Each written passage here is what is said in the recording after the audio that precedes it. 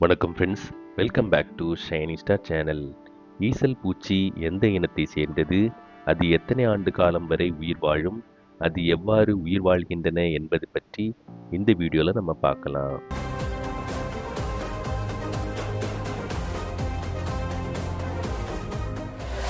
கரையான் குடும்பத்து உறுப்பினர் தான் ஈசல் பூச்சி. கரையான் புற்றிலிருந்து ஈசல்கள் வெளிப்படுவதை பார்த்திருப்போம்.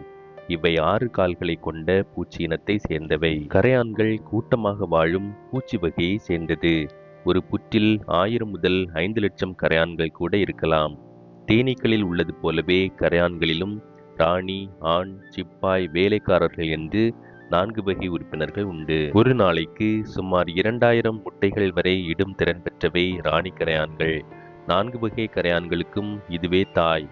ராணியை இனப்பெருக்கமடைய செய்வதே ஆண் கரையான்களின் வேலை. புற்றை எதிரிகளிடமிருந்து பாதுகாக்கும் பணியை சிப்பாய் கரையான்களும், உணவு சேகரிப்பு, புற்று கட்டுதல் போன்ற வேலைகளை வேலைக்கார கரையான்களும் செய்கின்றன. ஒரே புற்றில் கரையான்கள் கட்டுக்கடங்காமல் பெருகினால் இட நெருக்கடி ஏற்படும்.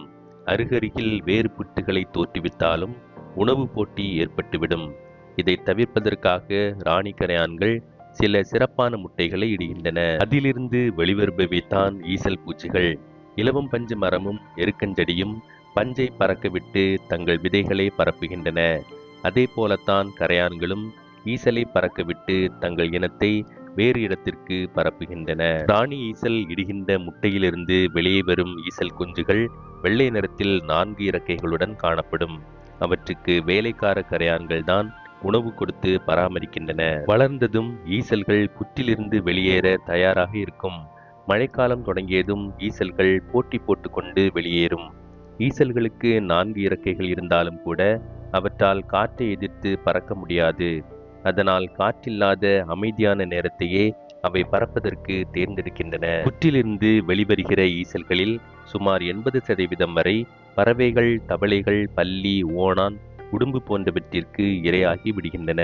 எஞ்சியிருக்கும் ஈசல்களின் இறகுகள் உதிர்ந்து அவை கீழே விழுந்ததும் அது ஜோடி ஜோடியாக ஈரமண்ணை துளைத்து கொண்டு உள்ளே புகுகின்றன. இப்படி இறகு உதிர்ந்து விழுகிற ஈசல்களை பார்த்துதான் ஈசல்களின் வாழ்நாள் ஒரு நாள் என்று நாம் தவறாக நினைத்து கொண்டிருக்கின்றோம். ஈசல்கள் புற்றை விட்டு வெளியேறி பறந்து பின் பூமியை அடைந்து தன் சிறகுகளை உதிர்த்துவிட்டு தன் இணையை தேடி கண்டுபிடித்து பூமிக்குள் நுழைய வேண்டும். அதற்கு பூமி நல்ல ஈரப்பதத்துடன் இருக்க வேண்டும். கரையான் சிறகு முளைத்து ஈசலாக பறப்பதில்லை.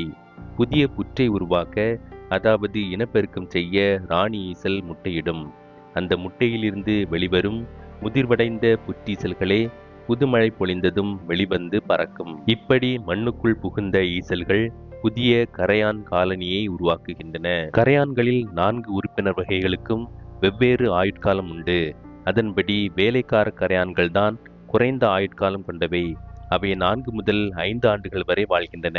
ஈசல் பூச்சிகள் புற்றுக்குள் இருந்து ஈசலாக வளர்ந்து வெளியே வரும் வரை அதனுடைய ஆயுட்காலம் 12 முதல் 20 ஆண்டுகள். ஈசல் பூச்சிகள் தன்னுடைய இனத்தை வேறு இடத்திற்கு விரிவடைய செய்வதற்காக மழைக்காலங்களில் வெளியே வந்து பறக்கிறது. அதில் சில பூச்சிகள் ஈரமான மண்ணுக்குள் புகுந்து ராணி கரையானாக மாறி இனப்பெருக்கத்தை தொடர்கிறது. அவ்வாறு ராணி கரையானாக மாறக்கூடிய பூச்சியின் வாழ்நாள் 20 முதல் 30 ஆண்டுகளாக கூறப்படுகிறது. ஈசல் பூச்சியின் வாழ்நாள் ஒரு நாள் என்பது தவறான கருத்து. அதனுடைய வாழ்நாள் 12 முதல் 30 ஆண்டுகள் வரை அது உயிர் வாழக்கூடியது.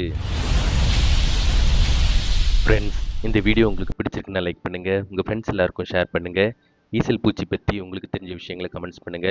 இதே மாதிரி இன்ட்ரெஸ்டிங்கான வீடியோ உங்களுக்கு கண்டினியூஸாக கிடைக்கணும்னா நம்ம ஷைனி ஸ்டார் சேனலை சப்ஸ்கிரைப் பண்ணுங்க. பக்கத்தில் இருக்கக்கூடிய பெல் ஐக்கானை ப்ரெஸ் பண்ண மறக்காதீங்க.